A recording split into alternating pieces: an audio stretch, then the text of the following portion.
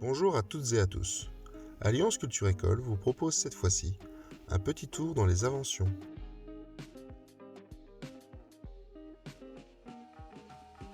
Et oui, l'homme est sûrement l'espèce la plus créative au monde.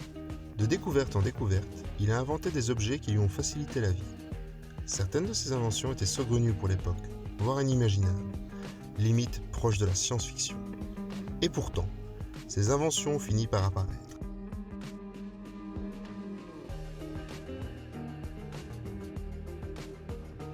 Comme je vous le disais en introduction, les hommes ont toujours créé. Pour s'exprimer, il a peint. Puis pour communiquer, il a inventé l'écriture. Au départ, il écrivait sur des tablettes.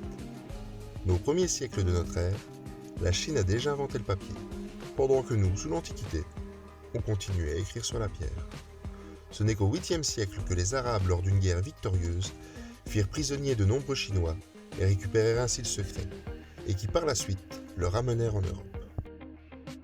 La Chine nous montre que sa civilisation est bien en avance sur son temps, mais ce n'est pas parce qu'une civilisation est en avance qu'elle connaît tout. Regardons l'Empire romain, reconnu pour ses innovations et sa grande culture. Cette dernière n'avait pas inventé l'étrier, alors que le peuple huns, considérés comme des barbares, étaient de grands cavaliers nomades, pour qui les étriers n'avaient pas de secret, ce qui leur a permis de gagner de grandes victoires, contre les Romains par exemple.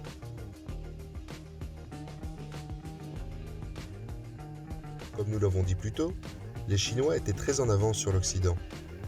En effet, pendant qu'en Europe nous utilisions encore les épées, les arcs et les lances, les Chinois ont déjà trouvé la poudre noire. Dans les grandes villes en Chine, on faisait des feux d'artifice pour les grandes célébrations, comme le Nouvel An.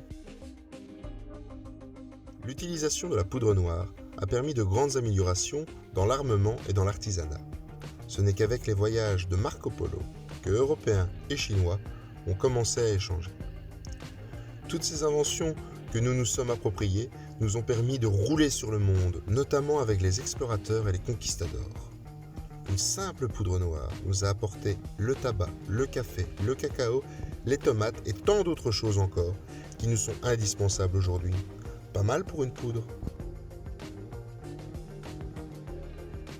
Pendant le XVIIIe siècle, il y eut une petite révolution scientifique qui changea tout. Un noble français, Lavoisier, collecteur des impôts du roi, métier passionnant s'il en est, s'ennuyait beaucoup le week-end. Alors, en plus de lire, il commença à faire des expériences. Et un jour, il remarqua que les petits insectes ne venaient pas par le Saint-Esprit sur les déchets, mais qu'ils y étaient amenés par les mouches. Et comme Lavoisier s'ennuyait encore plus, il poursuivit ses recherches et résuma tout pour la chimie moderne. Rien ne se perd, rien ne se gagne, tout se transforme. Car, pour nous, ça nous paraît évident, mais à son époque, quand on buvait de l'eau, on buvait de l'eau. Alors que maintenant, on sait très bien que l'eau, c'est de l'H2O. Il a ouvert les portes du tout petit. Il ne sait pas qu'il parlait de molécules ou de cellules, ADN ou même autres. Il s'est juste dit avec raison que pour faire quelque chose de grand, il faut beaucoup de petites choses côte à côte. En partant de ça, d'autres scientifiques, comme Louis Pasteur qui créa le vaccin ou encore Gregor Mendel, qui fut le premier à se pencher sur la génétique, continuèrent le chemin du tout petit.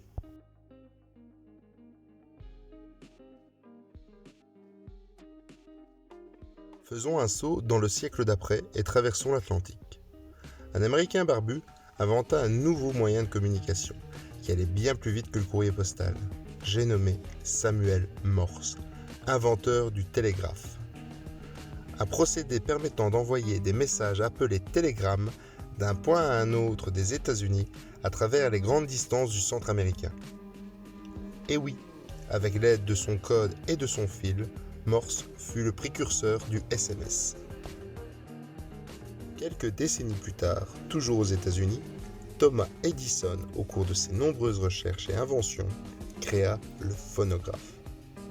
Il enregistra pour quelques dollars et à l'aide de cylindres en cire d'abeille la voix d'une chanteuse.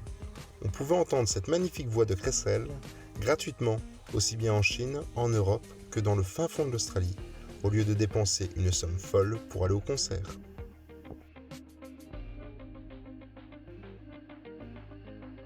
Retournons en Europe avec Jules Verne. Il fait partie des écrivains français les plus connus mondialement. Grâce à sa créativité débordante, Il nous a fait voyager autour du monde, plonger dans les abysses à bord d'un sous-marin. Toutes ces descriptions sont à l'époque proches de la science-fiction.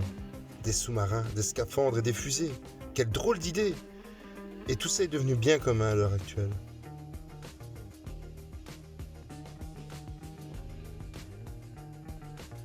Enfin, on n'aurait jamais imaginé aujourd'hui voir directement des personnes existantes, voire même décédées, en face de nous en hologramme. Cette dernière invention que nous citons dans cette vidéo a été imaginée par un Hongrois, Denis Gabor, dans les années 40. Incroyable, et pourtant le futur était déjà réel.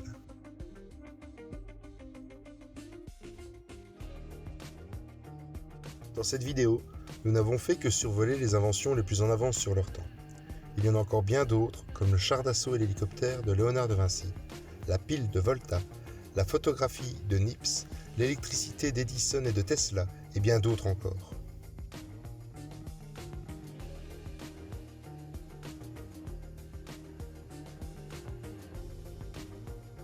Alliance Culture École vous remercie d'avoir visionné cette vidéo. N'hésitez pas à liker, partager, commenter sur notre page Facebook et de visiter notre site. Enfin, vous pouvez nous envoyer vos inventions du futur en dessin via Facebook et sur notre site avec les liens dans la description. À bientôt pour de nouvelles vidéos et restez prudents.